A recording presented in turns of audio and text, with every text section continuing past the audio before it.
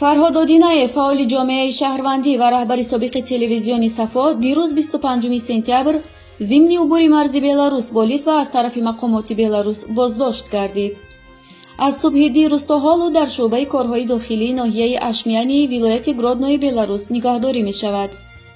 одинаеви 42 сола бо ибтикори мақомоти Тоҷикистон дар листи ҷустуҷӯи дохилии Иттиҳоди давлатҳои мустақил қарор доштааст, аммо гуфта мешавад шаҳрвандии Русияро дорад.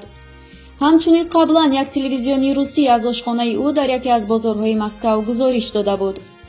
гуфта мешавад одинаев барои суханронӣ дар нишасти Созмони амният ва ҳамкории Аврупо ба Варшава мерафт ва қарор буд аз номи Созмони муколамаи Авроосиё суханронӣ кунад.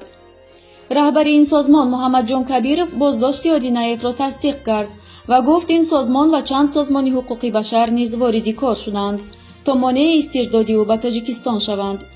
тибқи гуфтаи Кабиров, масъулини пулиси ноҳияи Ашмяни гуфтаанд, одинаев барои 72 соат боздошт шудааст ва тақдири минбаъдаш аз додситонӣ вобаста аст. дирӯз фаъолони тоҷик ки дар нишасти Созмони амният ва ҳамкории Аврупо ҳузур доранд, масъалаи боздошти одинаевро бо масъулини ин созмон, ҳамчунин ҳайатҳои ҷомеаи шаҳрвандӣ ва ҳукумати Беларус матраҳ карданд.